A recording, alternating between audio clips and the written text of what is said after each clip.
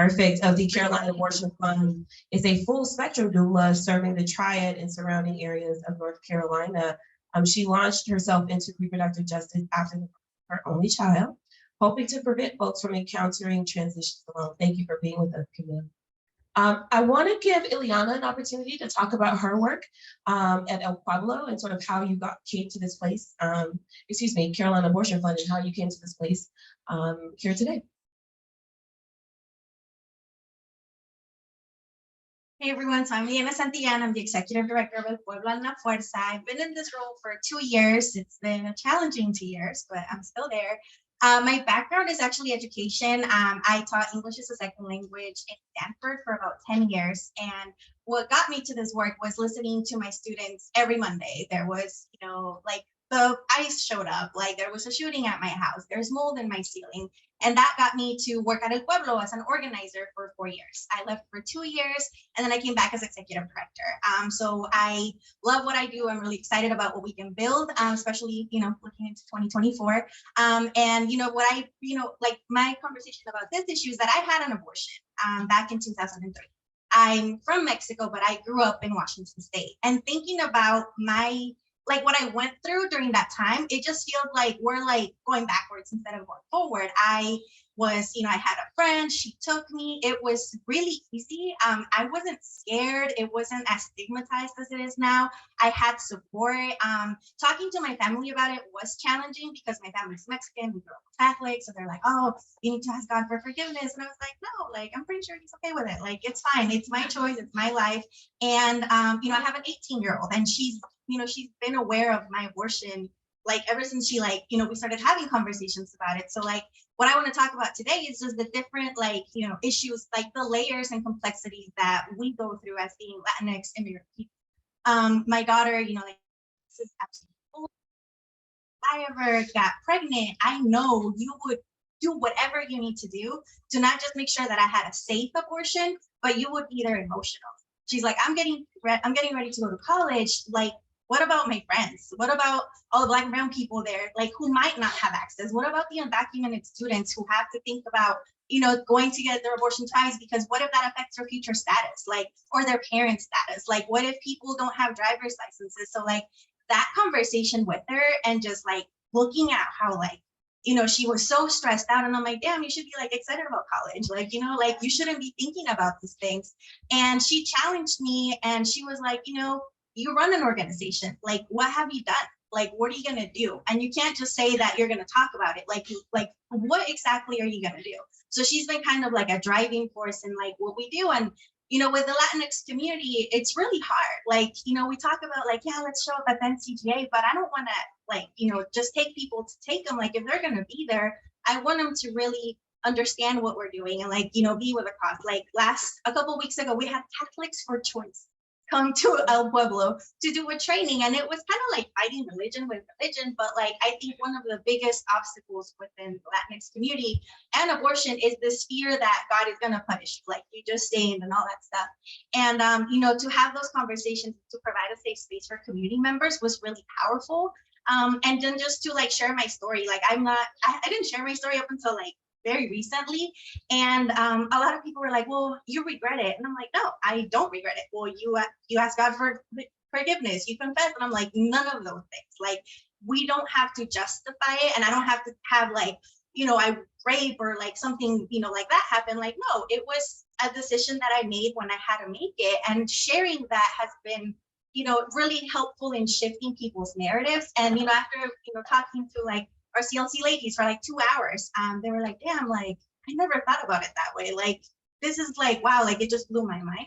So we're starting to have more conversations around that. And then, with legislators and at the NCGA, I think, for us right now, if you're an undocumented person in North Carolina, you don't have a driver's license, right? So you have to drive to the doctor, go to the appointments and all that stuff. And if you have to risk getting a $250 ticket every time you leave your house in a car, that's something to consider, right? So I think that the complexities are there. And, Pueblo's I don't want to say things to my daughter, but she really was damn, you got to do something. So I feel we're kind of moving towards a place where we want to be more active and not just externally, at the NCGA, but really building, community, and like really having safe spaces where community members can come and just be themselves. Like if they don't want to have an abortion, they don't have to, but we have been able to kind of shift the narrative and, make sure that, community members understand, and, we battle misinformation. I think, one organization was like, yeah, abortion, and then you have all the Facebook people like putting like getting chocolate with scissors, and I'm like, no, y'all, like, so having to produce materials that are not just simple translations of what other orgs do, not that that's bad. I think the work is great and powerful, but our communities are different. Like they need different resources. They need different language that's not just like a simple translation. So we have to fight against that.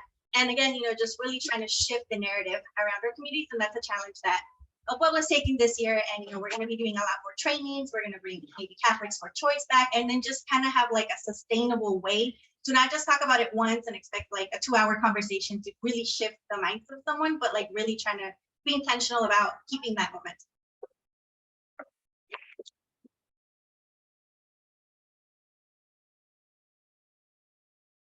Thank you, Iliana. Tara, why don't you talk to us a little bit about pro-choice NC and sort of how you got to explain into the work that you lead?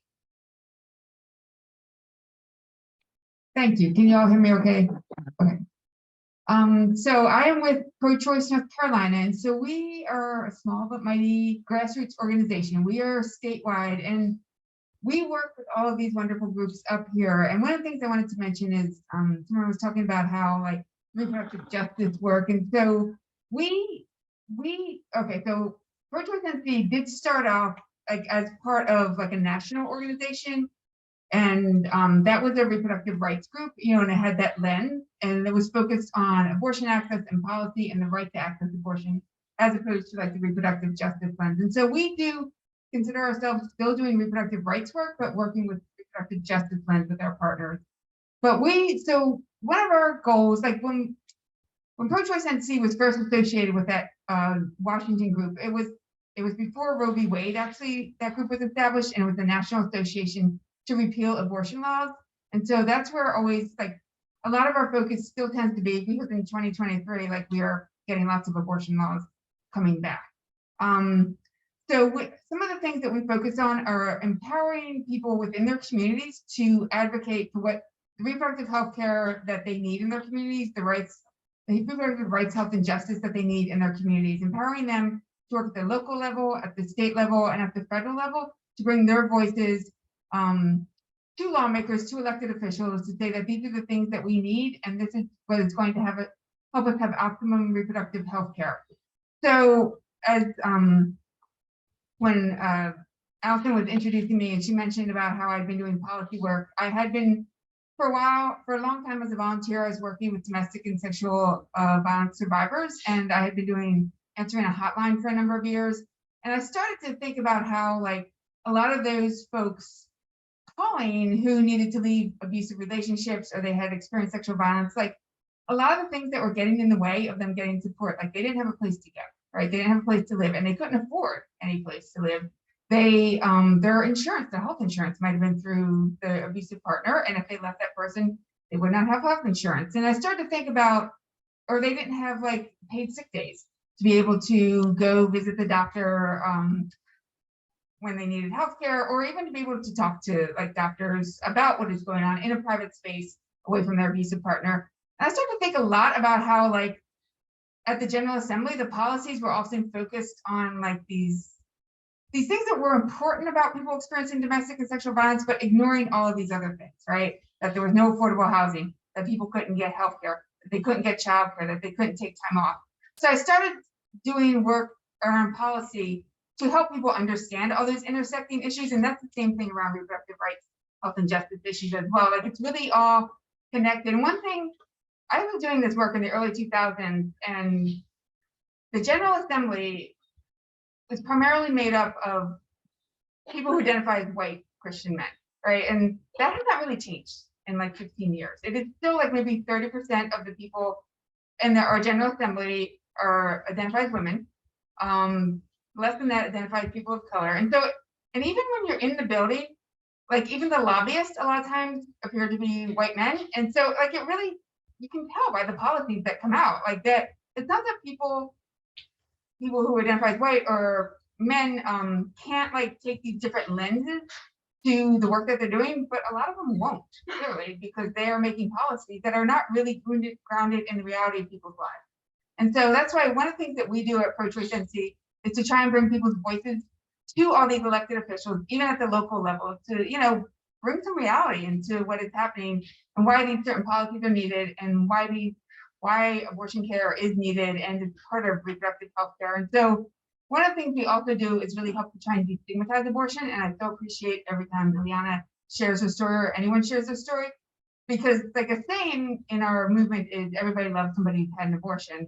And that is really a true statement. It's a very common procedure. And it's something that a lot of us know people who've had an abortion, or if we don't necessarily think we know somebody, you might, but that person has probably been silenced, potentially by people around them when they hear about how they talk about abortion. They're certainly not going to come out and say, well, I also had an abortion, because that can be a really hard thing for people to do. So we are working to bring people's voices to these policies to get better policies, because we're really advocating for a world where people can make whatever reproductive health care decisions that are best for them. So that includes, you know, getting an abortion, that includes accessing contraception, that includes accessing prenatal and postnatal care, also includes accessing childcare. So these are the things that we're trying to do. That's the world that we envision. So we're trying to do a lot of education, destigmatization, and then get, you know, we do a lot of political work as well, like around, it does matter who is in office and what their positions are on these issues. So that is some of the work that we're doing. Camille, would love for you to talk about a little bit of your journey, how you came to the work that you're doing today. And then we'll take some time and maybe ask more of the questions and some questions from our audience.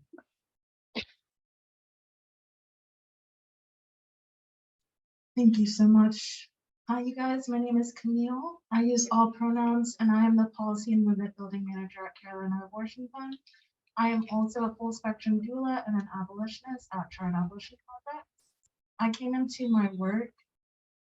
It's a hard question because as a Black person, I think we all know sometimes it feels like we were born into it. You don't get a choice.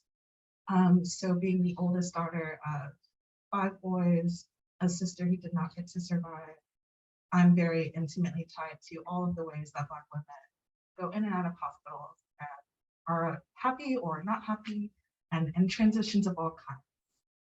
I became connected to Carolina Abortion Fund through my own attempt at getting an abortion.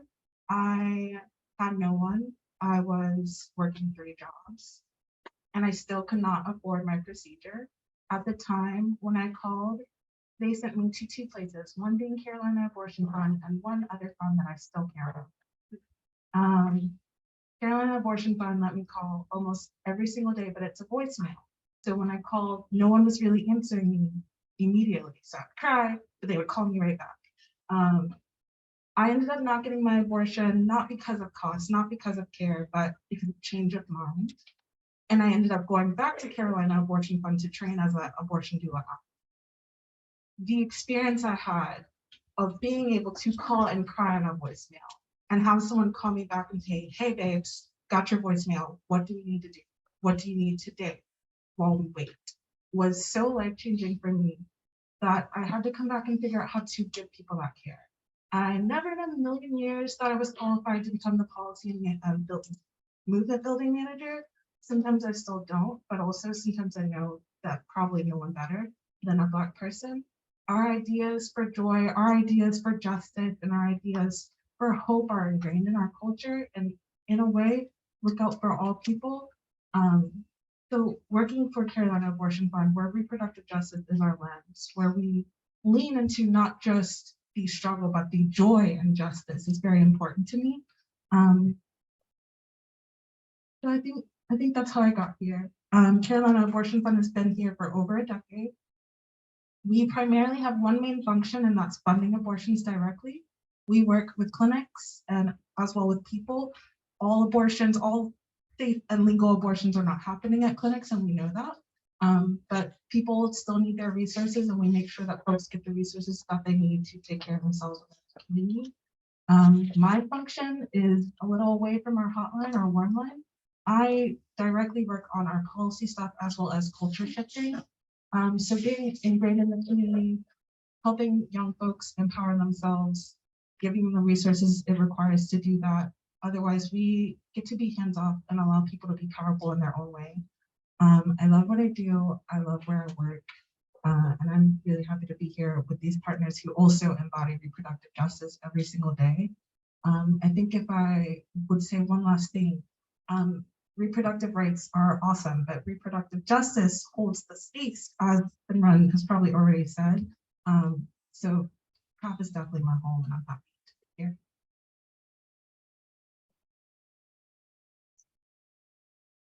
Yeah, thank you to all of our people for really sharing your knowledge of your stories and how you came to this important work, but also making space for the fight that continues, right? I think making that distinction between reproductive rights or reproductive equality and reproductive justice is important. As the Director of Community Engagement at the United Way, we often say in order to be anti-poverty, you have to be anti-racist. And when you think about reproductive health, right, that is encompassed in this idea of poverty. If someone doesn't have access to something that can provide them a better life, then that's a problem, right? And so when we think about this work, when we talk about these ideas of reproductive justice, of poverty, they affect all communities. It's not an insular idea or concept. So it's really up to all of us in all of our spectrums and areas of work and expertise to really band together to make sure that that message is clear. But I think what is also important is you all talk about that policy work, right? It's not just about what we're doing at the grassroots level, which is awesome, it's important, but that policy level change is really how you begin to see the systemic impact, right, of these things that happen in our communities. And so thank you to you all.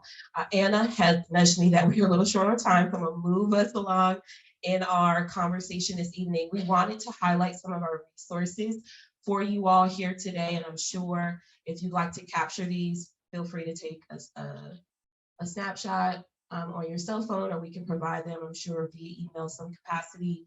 I just wanted to highlight some of these resources here. You can volunteer with Carolina Reproductive Action Network.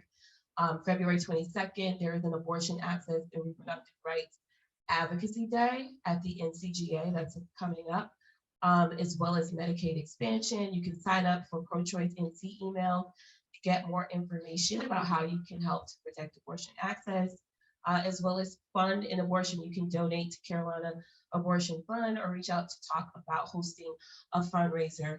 And as well with WomenNC, you can also donate to that organization as well, funding research and advocacy work, not only at the college, but also at the state level, and additional resources that you may want to tap into. We wanted to open it up to the audience. If you have any questions that you would like to ask of our panelists here today. And I would like to say we want, as Anna mentioned in the beginning, and Sarah, that it's a safe space. So we want to honor and respect people's experiences. And so if you do have a question that you'd like to share, please keep that in mind. And I guess if you have a question, feel free to stand and just state your question at this time.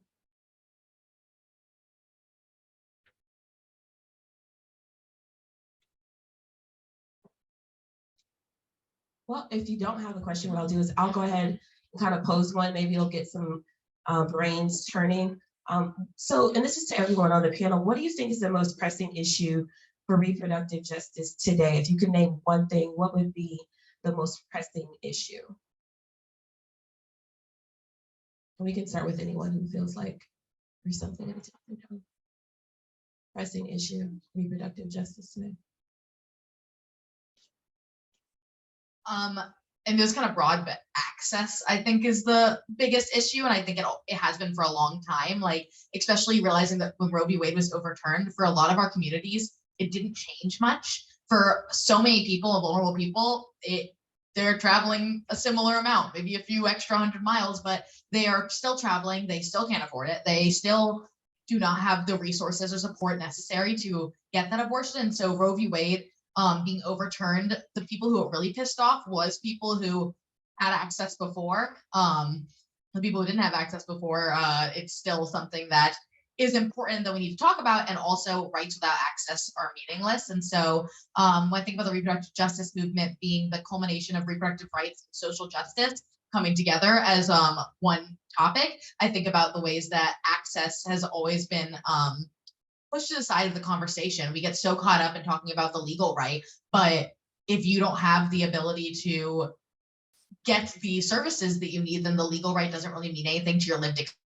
Sister song to be created. And the reason why that began was because Rodriguez and the founding mothers were like, we don't need this panel of white men telling us how to handle our shit. Like, it was about, I think at the time it was about like urinary tract infections in communities of color. And it was like a panel of white scientist guys who were like, oh no, the UTIs. Like, it's like, we quite literally don't need that. We need people in our own communities who have the expertise, who have the knowledge, who have the experience, who can share what their experience has been, and who also simply have like the level of like this idea that there's not like enough educated people or enough people who are high enough in their fields. That's also not true. There is a world where we can have our people taking care of our people. And so when I think about access, I feel like that's just the bottom line, is that we don't need these holier than thou, higher than us people who are going to come down and take care of us. We need our communities going and taking each other to our appointments or housing our people. And that's where the Carolina Reproductive Action Network also comes in. Like, these are opportunities that you guys can have to house people. Well, you can, I'm assuming you live in dorms, you cannot. But other people to like house people, to transport people to their appointments, be there during people's really vulnerable times in their lives as a doula or whatever that looks like. And so, yeah, we take care of each other.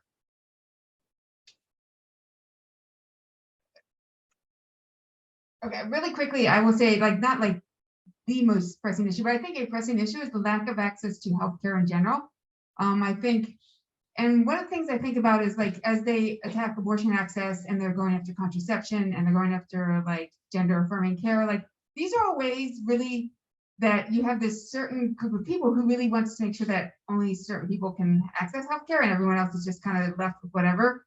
And I think like it's just this constant like defining things as something besides healthcare. Like abortion is healthcare, but then like making it like as this more religious issue, and there's kind of an aspect of it to it, that, but it is healthcare. And same with contraception, and that's also defined as a moral issue.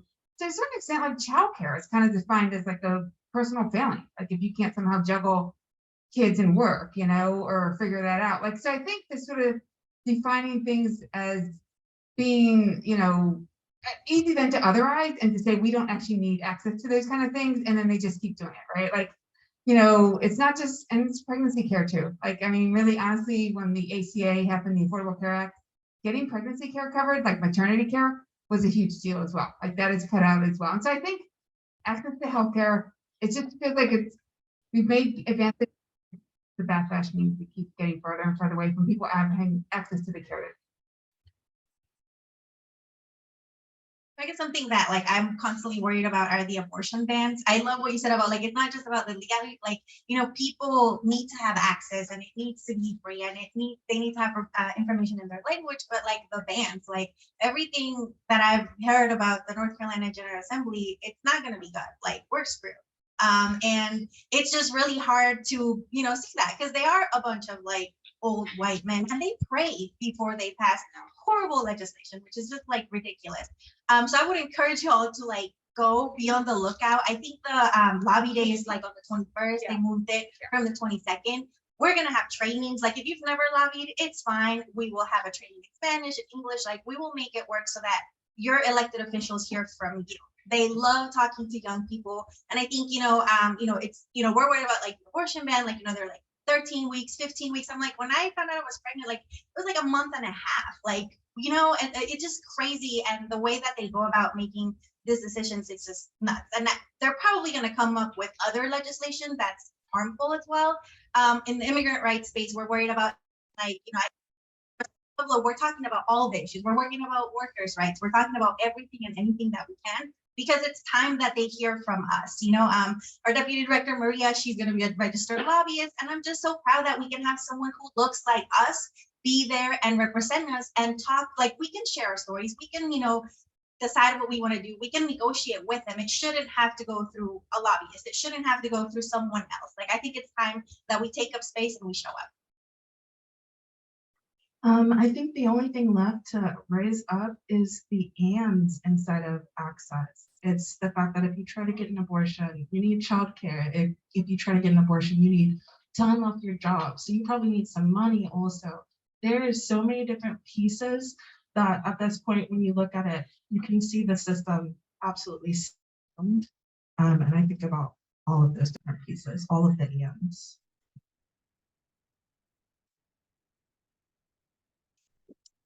Thank you all for sharing your knowledge and expertise in that and what those pressing issues are. I think, if anything, what we can take away from this conversation, one, is that reproductive justice is essential, right? It's not just about abortion or access. It's really an all-encompassing healthcare crisis, right? And so that othering of it really does begin to create the narrative or messaging that this is not applicable to everyone, right? It only shows up in certain communities.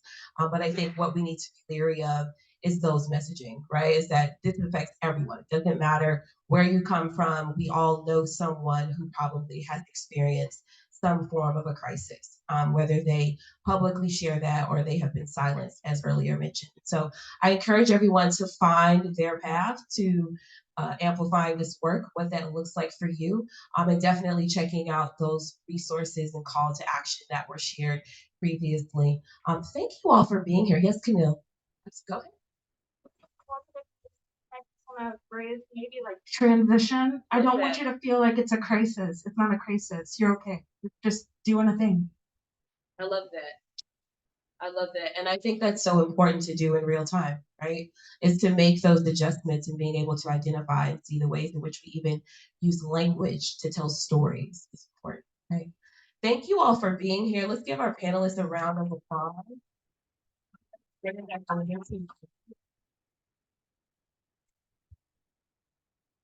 I just want to go ahead and reiterate that thank you on behalf of myself, Sarah, the panelists here, our lovely planner, Ava, our moderator, Allison, but also a huge thank you to you guys. We literally couldn't have done this without you, and we really appreciate you dedicating your time and coming here to talk to all of these students who will hopefully be the face of this movement, or already are the face of this movement, as we're already all young adults.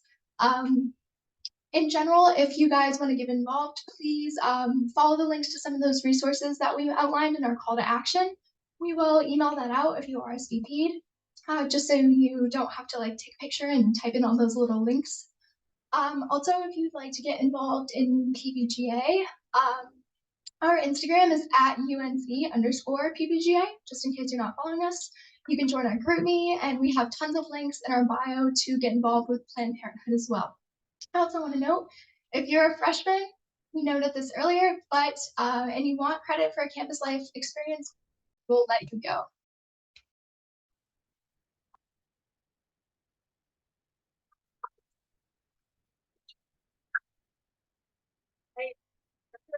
Wait, I have some buttons over there, folks. They can also some little cards about how you can advocate, stay involved. So please grab them.